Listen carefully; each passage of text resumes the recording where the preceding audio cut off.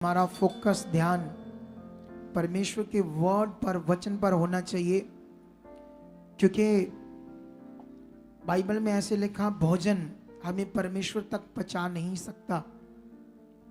जो हमारी शरीर की रोटी है हमारी देह के लिए, लेकिन जो रोटी अभी हम खाने वाले हैं आत्मिक परमेश्वर का वचन, वो हमारी रूह के लिए। शरीर हमारा पृथ्वी पर ही जा तो जब छोड़ेंगे अपना प्राण दबा दिया जाएगा या जला दिया जाएगा, ये तो नाशवान चीज है हमारा शरीर। लेकिन जो रोटी हम अपनी रूह के लिए खाएंगे वो हमारा रूह अनंत जीवन के लिए तैयार होगा। आमीन। ऊंचा बरकत आपकी। हालेलुया। ये बीच में जो लोग चल रहे हैं इन्हें स्टॉप कर दो सब कामों में, क्योंकि लोगों का वचन सुनना जरूरी है। एकदम से सब कुछ साइलेंट कर दो, टीम पीछे, सब चीजें स्टॉप करके एकदम से लोगों का ध्यान खुदा के कलाम पर लेकर आओ। अच्छे से सुनो, देखो, क्योंकि अभी जैसे हम जानते हैं कि परमेश्वर का वचन ही हमें छुड़ा और बचा सकता है, क्योंकि बाइबल में ये बहुत बड़ी बात है। परमेश्वर ने कहा, मेरी प्रजा मेरे ज्ञान बिना क्या हो रही है, नाश हो रही है। यीशु मसीह ने यहूदियों को कहा, तुम पवित्र शास्त्रों में ढूंढते हो कि तुम्हें उससे अनंत जीवन मिलेगा, लेकिन उसने कहा वो पवित्र शास्त्र मेरी गवाही देता है। हालेलुया। तो अब पवित्र शास्त्र उस जीवन की बात कर रहा है। शास्त्र से, बाइबल से हम समझते हैं परमेश्वर को, उसकी सच्चाई को, उसके ज्ञान को। तो ये हमारे लिए बहुत बड़ी चीज है परमेश्वर का वचन, इसे समझना, क्योंकि इसी को समझकर आज बहुत सारे लोगों की जिंदगी में तब्दीली आई है, शांति आई है, बरकत आई है, डिलीवरेंस आई है, छुटकारा आया है, खुशहाली आई है। अगर हम चाहते हैं कि हमारी खुशहाली और बढ़े, अगर हम चाहते हैं कि हमारी जिंदगी में और अच्छा सब कुछ हो जो खुदावंद ने हमारे लिए रखा है, तो फिर वो हमें ध्यान देना पड़ेगा, समझने में, सीखने में। इसलिए आंखों को बंद करो और प्रार्थना करो अगले 1-2 मिनट परमेश्वर के वचन को खाने के लिए, सुनने के लिए, ऑनलाइन और यहां पर भी जितने लोग हैं। प्रेयर करो, परमेश्वर से मांगो बुद्धि को, समझ को, कि परमेश्वर जो हम तेरा वचन सुनने वाले आज, वो हमें अच्छे से समझ आए। खुदाबंद, बोलो कि तेरे दास को आप इस्तेमाल कर चुके हो, उनके मुख को यूज कर चुके हमारे लिए। ऐ सर्वशक्तिमान पिता, आज मेरा मुख तेरी आत्मा के बोल होंगे। जो कुछ मेरे मुंह से आएगा खुदा, अंधकार की शक्तियां उसे चुरा नहीं पाएंगी। आज ये तेरे लोगों के लिए है, तेरा वचन इनकी जिंदगियों में, इनके जीवनों में, इनके हृदय की पट्टियों पर तेरी सामर्थ के द्वारा, तेरे सामर्थी तेरा वचन आज लिखा जा चुका है। निश्चय लिखा जा चुका है। इसे 100 गुना ये फल पा चुके हैं कि मन की आंखें खुल चुकी है यीशु मसीह के नाम से। आमीन। अपने बाइबल्स उठाओ, हिलाओ, अच्छे से हिलाओ, ताकि बहुत सारे लोग जो परमेश्वर के वचन को नहीं लेकर आए, या उनको परमेश्वर के वचन की वैल्यू का नहीं पता, उनको थोड़ी सी लज्जा आए, शर्म आए, ताकि वो भी परमेश्वर का वचन रखें और रोज इसे पढ़ें, डेली। हालेलुया। सो मैं परमेश्वर का धन्यवाद करता हूं कि आज खुदावंद ने हमें एक और नया साल दिया। नया साल का मिलना क्या मतलब होता है, इसको हम समझेंगे आज। लेकिन हम एक नए साल में प्रवेश करने वाले हैं। पूरी दुनिया, कोई इंडिया से स्विट्जरलैंड गया होगा, कोई इंग्लैंड, कोई अमेरिका, नया साल मनाने। जैसे जैसे लोग पैसे वाले हैं उसी हिसाब से कर रहे होंगे। आज कई लोगों ने पता नहीं करोड़ करोड़ रुपए की पार्टी दे दी होगी नए साल के लिए, जितने रिच होंगे, कैसे कैसे क्या क्या लोगों ने किया होगा। लेकिन हम स्पिरिचुअल बुलाए हुए लोग, क्योंकि हम अब बुलाए हुए लोग हैं, बाइबल में लिखा हम अलग किए हुए लोग हैं संसार से। हमारा जीना खुदा के साथ है। हमारा सब कुछ, चाहे हमारे बच्चों की शादियां हो, चाहे हमारे कोई भी प्रोग्राम्स हो, चाहे ये नया साल हो, कुछ भी हम सब कुछ किसके साथ मनाते पूरा करते हैं? खुदावंद के साथ। हालेलुया। हम अपने जीवनों से सिर्फ उसे खुश करते हैं जिसने हमें जीवन दिया है, जिसने हमें अंधकार से अब निकाल लिया है, संसार से हमें निकाल लिया है। अब हम शारीरिक नहीं, अब हम आत्मिक हैं। सो कलीसिया, इसी बात पर हम ध्यान देते हुए एक बाइबल का वचन पढ़ेंगे, इसे गौर फरमाएंगे इस वचन को, और ये वचन हमें मिलेगा इब्रानियों में। इस वचन पर हमने क्यों ध्यान देना है आज? क्योंकि यही वचन आज आपको नव वर्ष में, अगर दुष्ट ने प्लान किया होगा आपकी जिंदगी के ऊपर कि मैं नए साल को आपकी जिंदगी में कैसे गड़बड़ करूंगा, तो आज का वचन उसके प्लान को पूरी तरह से चौपट कर देगा, डिस्ट्रॉय कर देगा उस शैतान के प्लान को आपकी जिंदगी से। और आपकी जिंदगी में खुदावंद का प्लानिंग पूरी होगी। और खुदावंद की प्लानिंग क्या है? यिर्मयाह में लिखा, उसने कहा मेरी सोचें जो मैं आपके लिए सोचता हूं वो हानि की नहीं, वो कुशल की है। ये खुदा की प्लानिंग है, ये खुदा की सोच है, ये उसका मन है। उसने कहा मेरी प्लानिंग, मेरी सोच आपकी हानि की नहीं, वो आपके कुशल की है। हम अपने जीवित परमेश्वर के साथ हैं। आज हम यहाँ इकट्ठे हुए हैं उसकी मर्जी को पूरा करने के लिए। हम अपने मन को तैयार करके उसके साथ खरे बनने के लिए आज यहाँ इकट्ठे हुए हैं। जितने लोग ध्यान दे रहे हैं परमेश्वर के वचन पर, वो बड़ी गवाहियों से आने वाले हैं। जो उन्होंने 23 में नहीं देखा, जब 23 में जितना उन्होंने परमेश्वर की ग्रेस को, सामर्थ को, बरकत को देखा है, ये साल डबल से भी ज्यादा आपकी जिंदगी में होने वाला। इस साल में खुदावंद आपको संभालने वाला है, आपको उठाने वाला है, आपको ऊंचा उठाने वाला है, आपके जीवनों को बड़ा करने वाला है इस साल। खुदावंद ये प्रोफेटिक वर्ड रिसीव करो कलीसिया, अपने जीवन में खुदावंद की सामर्थ को सुनो। मैं इस वचन को आपके लिए पढ़ूंगा, इब्रानियों 4:1। इसे ध्यान देना क्या लिखा है यहां पर। लिखा इसलिए कि जब, हाँ इसे ध्यान से पढ़ेंगे, इसलिए कि जब उसके विश्राम में प्रवेश करने की प्रतिज्ञा अब तक है तो हमें डरना चाहिए। ऐसा ना हो कि तुम में से कोई जन उससे वंचित रह जाए, क्योंकि हमें उन्हीं की तरह सुसमाचार सुनाया गया, पर सुने हुए वचन से उन्हें कुछ लाभ ना हुआ, क्योंकि सुनने वालों के मन में विश्वास के साथ नहीं बैठा। इन वचनों को आपने और डीपली मन लगाकर ध्यान देकर सुनना है, क्योंकि ये ही वचन आपको एक बड़ी ग्रेस में प्रवेश करवाएगा और शैतान के प्लान को, उसकी जुक्तियां को डिस्ट्रॉय कर देगा। और यहां पर 3 में लिखा, परंतु हम जिन्होंने विश्वास किया है उस विश्राम में प्रवेश करते हैं, जैसा उसने कहा, मैंने अपने क्रोध में शपथ खाई कि वह मेरे विश्राम में प्रवेश करने ना पाएंगे। जब भी जगत की उत्पत्ति के समय से उसके काम पूरे हो चुके थे, क्योंकि 7वें दिन के विषय में उसने कहीं यूं कहा है, परमेश्वर ने 7वें दिन अपने सब कामों को निपटा करके विश्राम किया। और इस जगह वह फिर कहता है मेरे विश्राम में प्रवेश ना करने पाएंगे।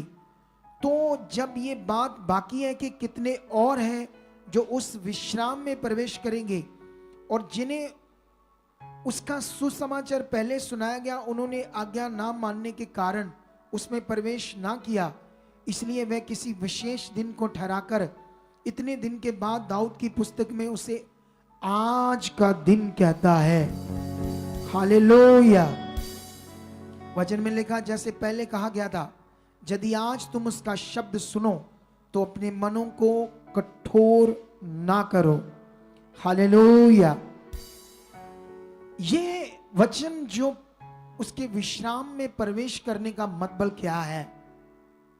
और बाइबल में लिखा विश्वासियों के लिए उसके विश्राम में प्रवेश करने की प्रतिज्ञा आज तक है। और फिर बाइबल में लिखा उन्हीं की तरह सुसमाचार हमें सुनाया गया और सुने हुए वचन से हमें लाभ ना पहुंचा, क्योंकि वो हमारे मन में विश्वास के साथ नहीं बैठा। हालेलुया।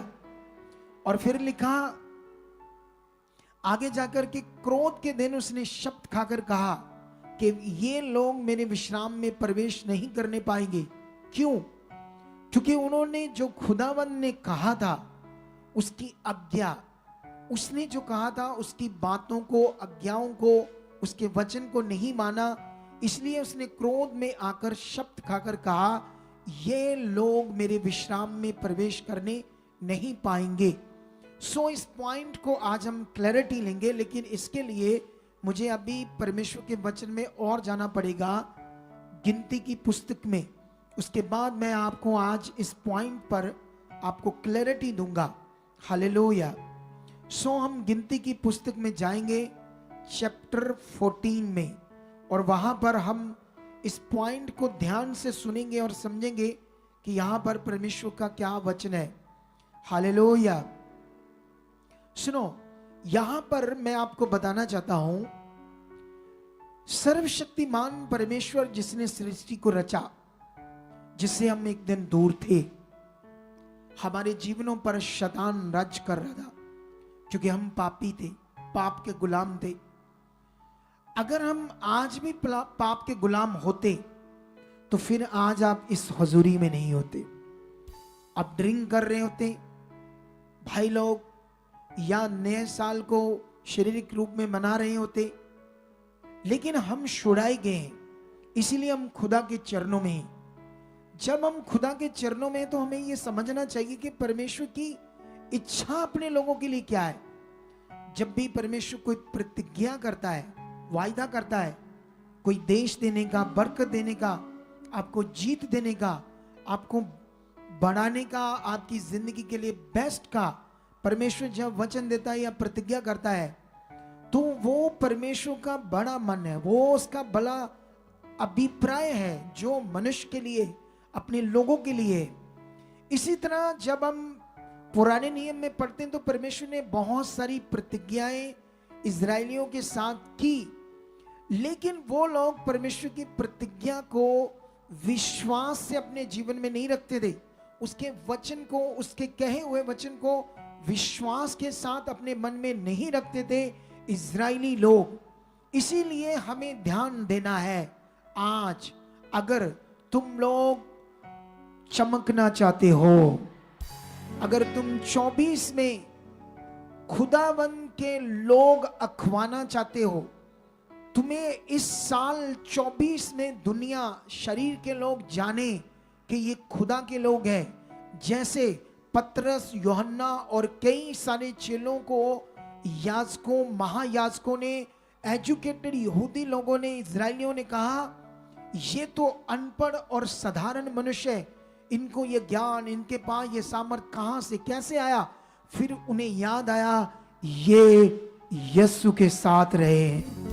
हालेलुया। इज़राइल पर परमेश्वर ने अपने अनपढ़ लोगों को, साधारण लोगों को प्रकट कर दिया, क्योंकि वो परमेश्वर के साथ चले, परमेश्वर की इच्छा में चले। लेकिन बाइबल में लिखा उसी तरह ही पुराने नियम में परमेश्वर ने इजरायलियों के साथ वादा किया, मैं तुम्हें वो देश दूंगा, मैं तुम्हें वो जीवन दूंगा, तुम्हारे खाने पीने की चीजें, हर चीज तुम्हें वो शांति का जीवन, शांति का देश दूंगा, जहां दूध और शहद की नदियां बहती होंगी। ऐसे परमेश्वर अपने वादों को अपने लोगों के साथ कर रहा था। लेकिन वो लोग जब सिचुएशन को देखते थे, जैसे अगर आज फॉग पड़ जाती ज्यादा, तो वो बहुत सारे शरीर के लोगों के लिए एक सिचुएशन होती। अगर आज ज्यादा तेज ठंड होती तो बड़े सारे लोग शायद शरीर में डिसीजन ले लेते, चलो छोड़ो कोई बात नहीं, कल देख लेंगे, मीटिंग इंटरनेट पर पड़ी रहेगी। क्योंकि सिचुएशन को देखकर ऐसा करते, हालात को देखकर ऐसा करते। आज तुम, शरीर तुम्हारा मरेगा और आत्मा से तुम भरोगे, ताकि तूफान हो, कैसी भी सिचुएशन हो, कैसे भी हालात हो, तुम कभी भी रुको नहीं। उसका वचन पूरा करने में, उसके साथ चलने में हमेशा उसकी पावर, ग्रेस तुम्हें संभाले, तुम्हें यूज करे, तुम्हारी जिंदगियों को आगे बढ़ाने के लिए। तुम्हें ऐसी सामर्थ्य से परमेश्वर आज रात भरने वाला है। आज रात तुम्हारी जिंदगी का नया साल एक पावर के साथ, एक सामर्थ्य के साथ होगा। इसीलिए मैं यहां से वचन पढ़ाना चाहता हूं आज आपको। 14 की अगर हम 22 से पढ़े तो क्या लिखा है?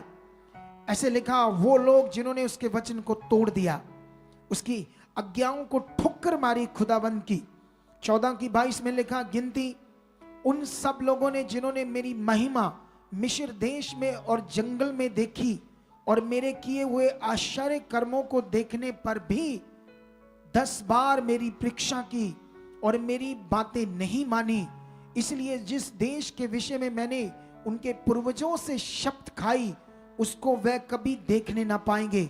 अर्थात जितनों ने मेरा अपमान किया है, उनमें से कोई भी उसे देखने ना पाएगा, परंतु इस कारण के मेरे दास कालीब के साथ और ही आत्मा है। अगर हम यहां से जो पढ़ रहे हैं बातें, तो हमें इजरायलियों की सिचुएशन, उनका मन यहां से समझ आ रहा है कि जो खुदा उन्हें मिस्र में, उसने कहा मेरे मिस्र में और जंगल में आश्चर्य कर्मों को देखकर भी 10 बार मेरे से मन मोड़ा, 10 बार कुड़कड़ाए, बुड़बड़ाए और मुझे छोड़ने तक डिसीजन ले चुके थे वो लोग।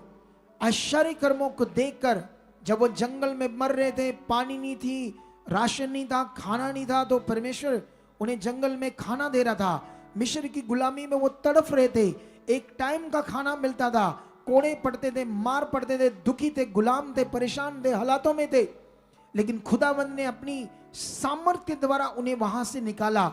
लेकिन ये शरीर में परमेश्वर के वचन को ना समझकर, उसकी ताकत को देखकर भी शरीर में गए। क्यों? बुद्धि लगाकर। आज भी कई लोग बुद्धि लगाते हैं, आज भी कई लोग अपने मन की इच्छा को बढ़ने देते हैं, देह की क्रिया को मारते नहीं आत्मा के द्वारा। हम वचन क्यों सुनते हैं? वचन हमारे लिए जीवन है, वचन हमारे लिए वे है।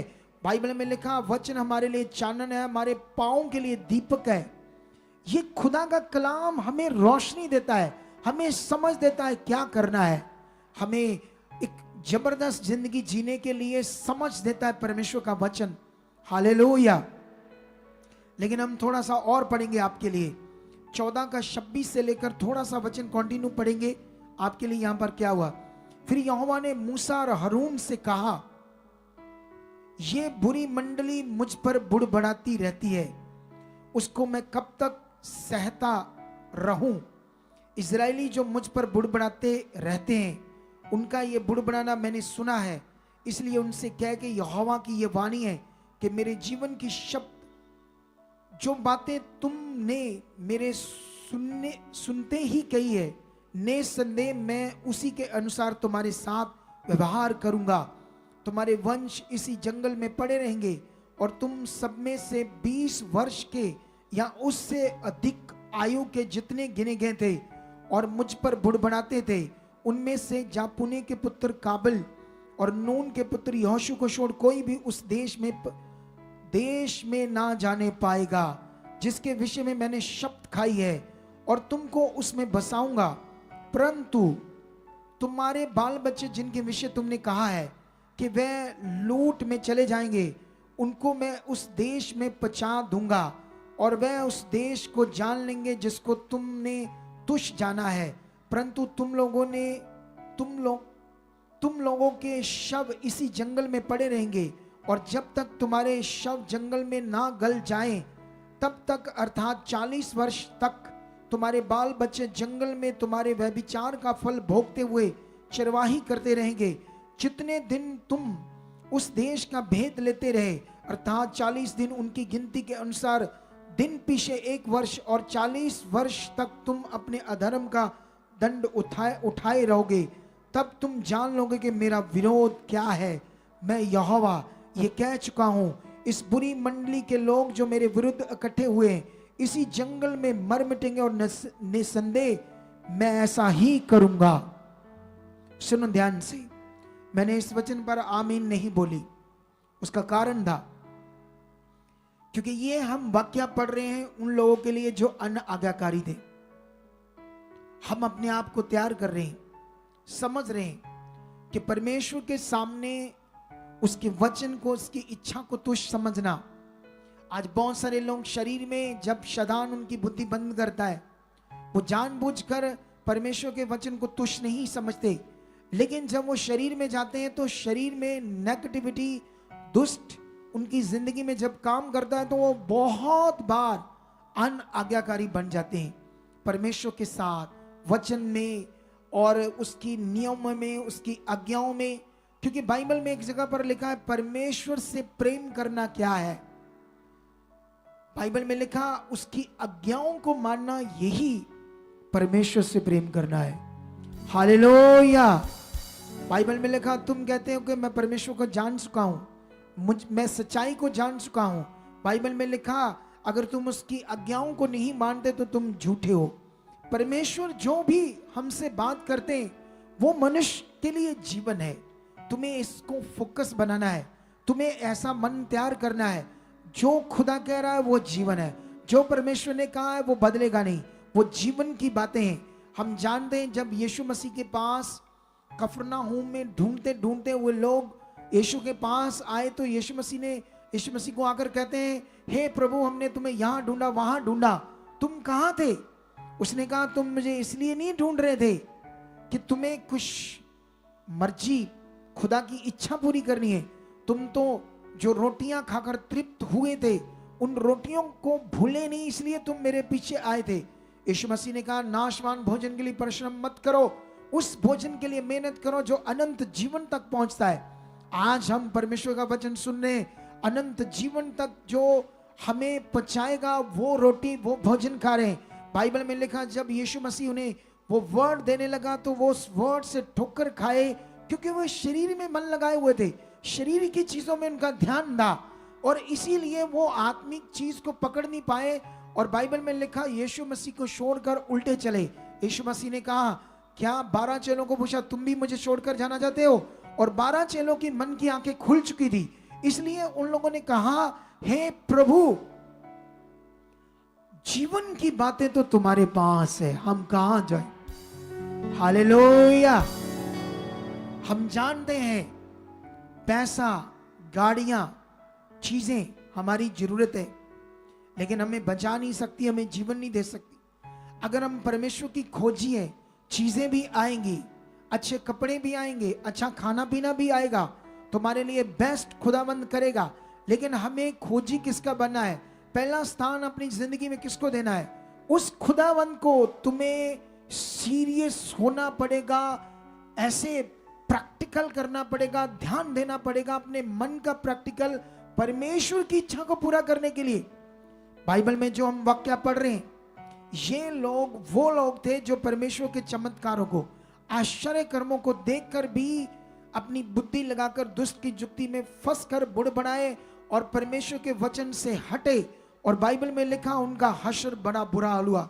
उसने कहा वो बातें करते थे, कहते हम कहाँ ले आ मूसा, ये कहाँ ले आ, क्या है परमेश्वर, क्या हमारे लिए देश है, हम ये हैं भूखे मर रहे, परेशान है, देख रहे, देखो, ऐसी अजीब सी बातें वो करते थे परमेश्वर की सामर्थ को देखकर। लेकिन खुदा तुम्हें ऊंचा करने वाला है। इस वचन को देने का मतलब क्या है? ध्यान दो। इस वचन को देने का मतलब यह है ताकि हमें ये समझ आए शरीर की जिंदगी कितनी खतरनाक है। आज हम यहां इकट्ठे हुए अपनी देह की क्रिया को मारकर एक आत्मा में बढ़ने के लिए, आत्मिक जिंदगी में और ज्यादा भरने के लिए, आत्मा से भरने के लिए। और 100% आज खुदा तुम्हें भर रहा है, उसकी ग्रेस काम कर रही है, उसकी सामर सामर सामर सामर सामर सामर उतर रही है आपके ऊपर, आपके ऊपर उसकी सामर्थ उतर रही है आपके ऊपर। Yes, touch in name Jesus. सामर्थ से भर जाओ, सामर्थ से भर जाओ, सामर्थ से भर जाओ, आत्मा से भर जाओ, सामर्थ से भर जाओ, आत्मा से भर जाओ, भर जाओ, भर जाओ, भर जाओ, भर जाओ। In name Jesus. Touch, touch.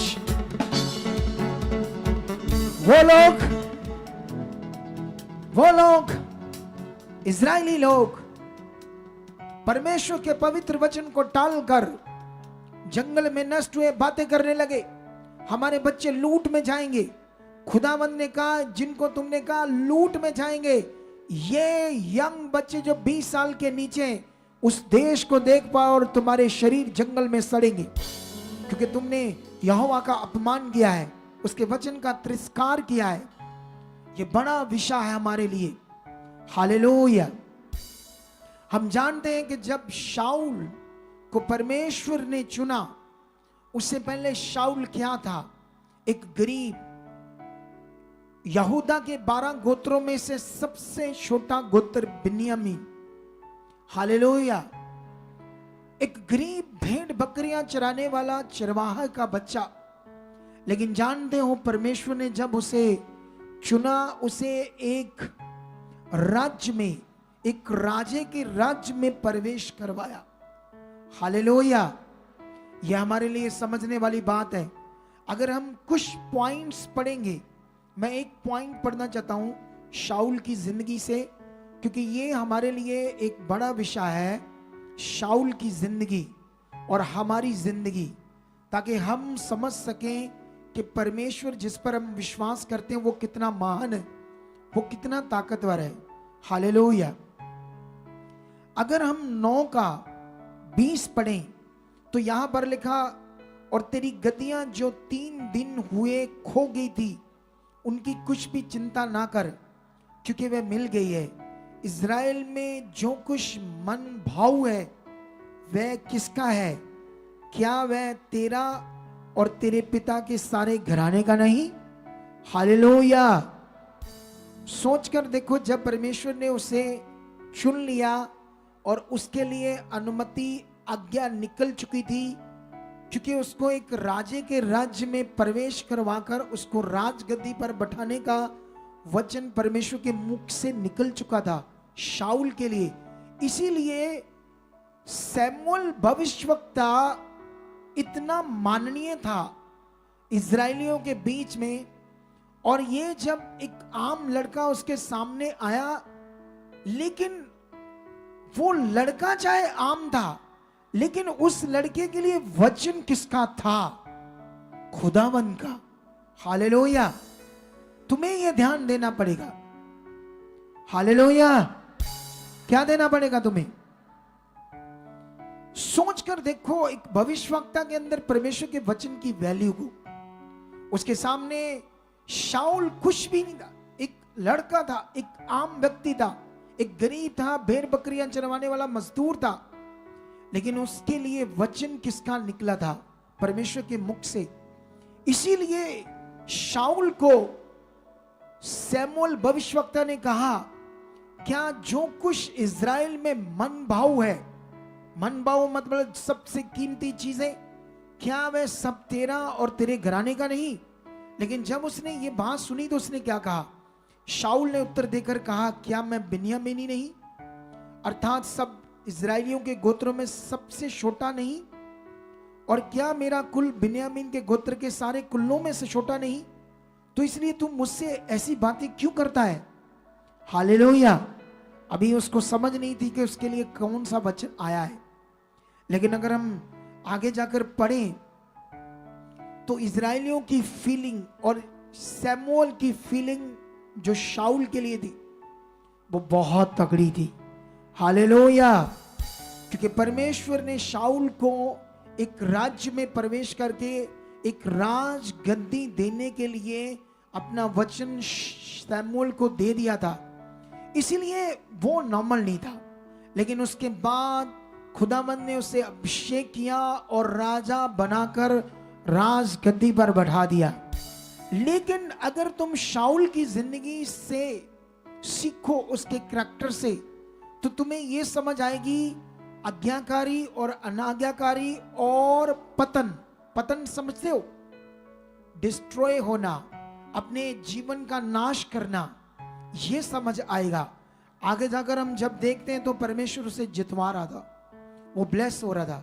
आगे बढ़ रहा था। इजरायली उसकी प्रशंसा कर रहे थे क्योंकि वो इजरायलियों के लिए लड़ रहा था और जीत रहा था, सब बढ़ रहा था, सब कुछ उनके सामने, कोई खड़ा नहीं हो रहा था। लेकिन जैसे जैसे वो इतनी चीजें उसके साथ अच्छी हो रही थी तो वो ईगो में आ रहा था, घमंड में हो रहा था। सैमुअल के, परमेश्वर के दास को, भविष्यवक्ता को इग्नोर करना शुरू किया, थोड़ा थोड़ा, पहले थोड़ा थोड़ा, फिर ज्यादा, फिर एक दिन इतना ज्यादा कि जो काम सैमुअल ने करना था, किसी भी काम को शुरू करने से पहले सैमुअल ने होम बलि, बलिदान करना था, उससे पहले शाऊल ने खुद उसको किया और खुद अपनी मर्जी से कई चीजें करने लगा, जिसकी वजह से बाइबल में लिखा उसके सर के ऊपर से अनुग्रह उठ गया और वो एक नॉर्मल रह गया। जब हम भी, हमारे सिर के ऊपर से भी खुदावंद का हाथ उठता है, कब? जब हम उसे शोकित कर दें, जब हम उसे परमेश्वर के मन को ठेस पहुंचाते हैं, परमेश्वर के मन को क्रोध दिलाते हैं, हम उसे शोकित करते हैं अपने जीवन से, जब अनाज्ञाकारी करते हैं, जब हम आगे पीछे होते हैं, बहुत बार हम शरीर की मर्जी पूरी करते हैं। लेकिन आज बहुत सारे लोग जो आज खुदा के चरणों में आए हैं, पूरा भवन भरा हुआ है, इससे मतलब ग्रेस पक्की है आपकी, अनुग्रह पक्का है आपके ऊपर। ये वचन मैं तुम्हें इसलिए दे रहा हूं ताकि तुम डिसीजन ये ले सको कि मुझे आज अपने मन को तैयार करना है आत्मिक रूप में। हालेलुया।